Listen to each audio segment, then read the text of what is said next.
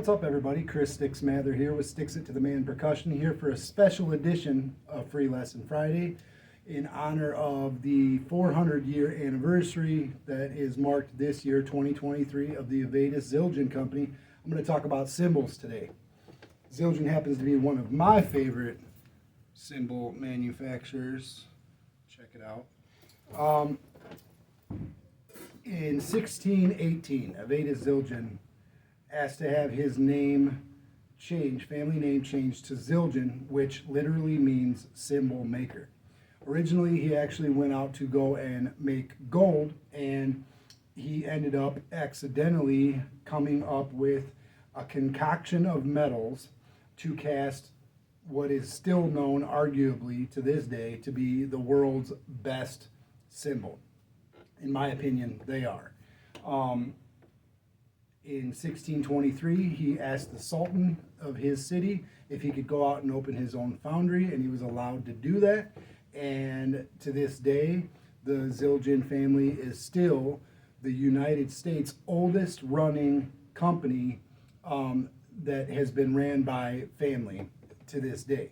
And one of the oldest in the world, and it is the world's oldest musical instrument manufacturer to date.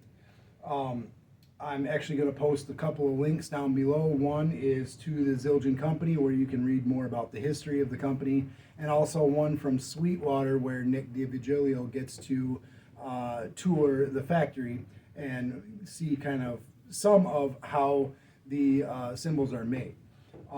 Cast cymbals by Zildjian, since the date of their beginning, has been a secret recipe only held by a couple of people today that know exactly what the mixture of the metals are. They're known to be copper, tin, and silver, but as far as how much of each of those goes into them, no one really knows. It is a secret. Secret ingredient, I believe, is love, but that's just me.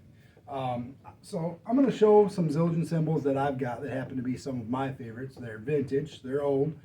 There's a lot of newer ones out there too, but some of the oldest ones are the best in my opinion. Over here, I've got a 22-inch Zildjian A heavy ride cymbal. Matching that set is a pair of 14-inch heavy hi-hats, also Zildjian A. Up here, I've got a Zildjian A medium crash 16-inch, and then I've also got some Zildjian ZBTs, which are sheet bronze. ZBT stands for Zildjian Bronze Technology, and what they basically do is they take the material and they make a sheet out of it, and then it is machined to the final specifications and shape of the actual cymbal. Cast basically means that the metal comes out in what we call an ingot, which is just a chunk of raw metal, and then it is machined, heated, rolled, and shaped, by a cast, pressed, and then you get your final product with a lot of work, lathing, hand hammering, and all kinds of things that goes into it. So, the ZBTs are what we call sheet bronze. I believe, and I don't know that I'm 100% correct on this, but I would imagine that they contain more copper than my cast Zildjian A's that I've got here, which would explain why they are redder in color.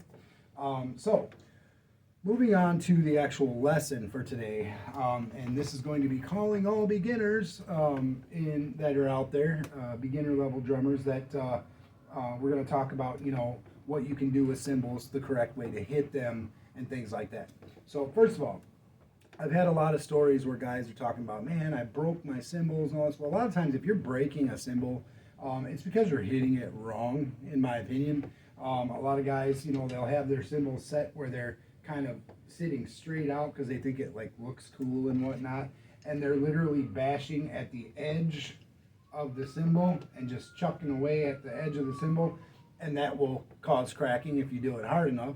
Also, if they are tilted a little bit, which is kind of like how I like to have mine,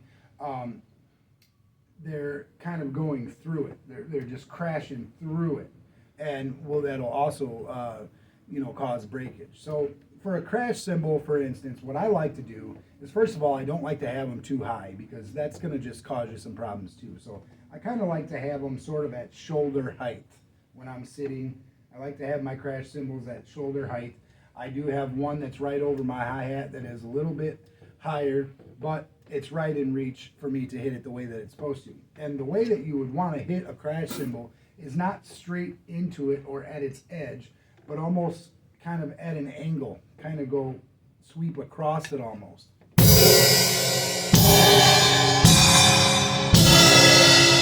Something like that. Another way that you can use a cymbal, first of all, let me talk about the different parts of a cymbal. So you have the edge of the cymbal, then this center part would be called the bow, and then of course you have the bell. All of those parts of the cymbal can be played for certain things. Now, most of the time when you're playing a crash, you're going to play between the tip of the stick and the shoulder of the stick towards the middle and edge. And I kind of like to go sort of a little bit of a sweeping motion. Not completely sweeping across it, but just a little bit. Something like that. And of course, a kick drum really kind of helps to bring it out. You can also play the bell of the cymbals.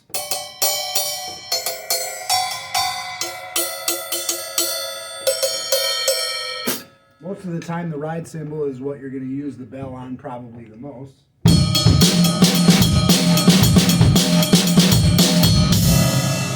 Something like that.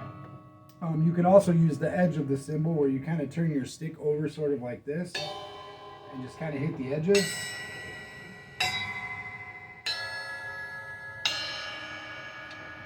And that kind of gives a cool sound if you're playing something that's kind of mellow and slow and maybe just has like some accent, coming into something with like a rolling bass line or something like that. That's kind of when I like to use them. And then also your hi-hats can be played a couple of different ways. Most of the time you're going to play in the bow of the top cymbal for the most part, using the tip. And then for some accent, you might come down and then on a little bit towards the edge with the shoulder of the stick to get a little bit beefier sound out of it. You can also obviously use the foot pedal of your hi-hat clutch to get an accented sound to open your hi-hats up. Another way with crash cymbals another sound that you can get out of them is what we call choking the cymbal, and that would be something like if you use one hand and then a second hand or the same hand to crash the cymbal and then catch it to immediately stop it. Something similar to this. You can do it one of two ways. Sometimes that comes if there's a quick stop in a song and you might want to play something like. A lot of times the endings of the songs may start like that, or not start like that, but the end of the song may end that way, just a quick stop.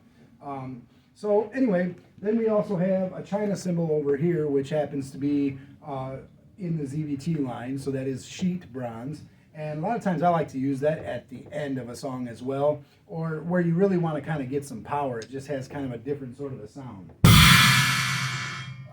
And there's several ways that you can play that. There are bigger Chinas out there that I've seen jazz musicians actually use and actually play spang-lang on. One that I have really isn't meant for that. It's not big enough. It kind of has too much of a ring to it, in my opinion.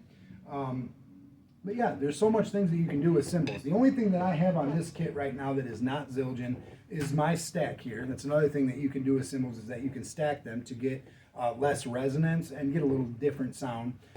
This is my own version of a clap stack or a trap stack. These are just brass cymbals, very cheap, that I got online, and I shaped them and things, myself, to kind of get a clap sound.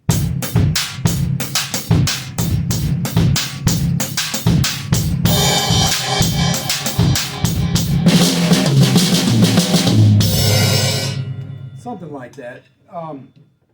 Anyway, just wanted to kind of go over some cymbal stuff with everybody today. If you're beginners, I think that you would take the most out of this. And even if you've been playing for a little while, there's just some information there, that different ways that you can use your cymbals.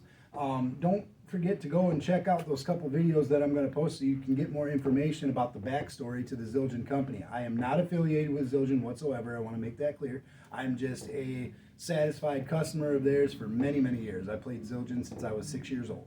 and that's been a long time ago. We'll just say that. So anyway, check out those 2 videos. If you're new to the channel, thanks, welcome, and if you're not, hit the subscribe button. I try to post a free video every Friday, and I post covers in between and things like that, and just talk about all things drums.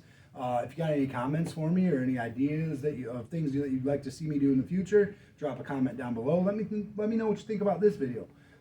Smash like, subscribe. Check me out on Facebook and Instagram as well at Sticks It to the Man Percussion. And as always, guys, thanks for watching. I appreciate it as always.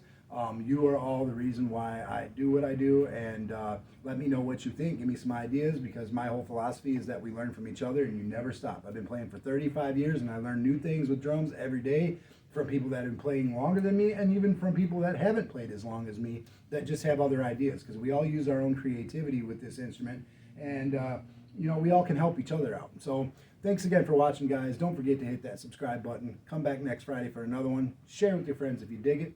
We'll see you next video. Peace.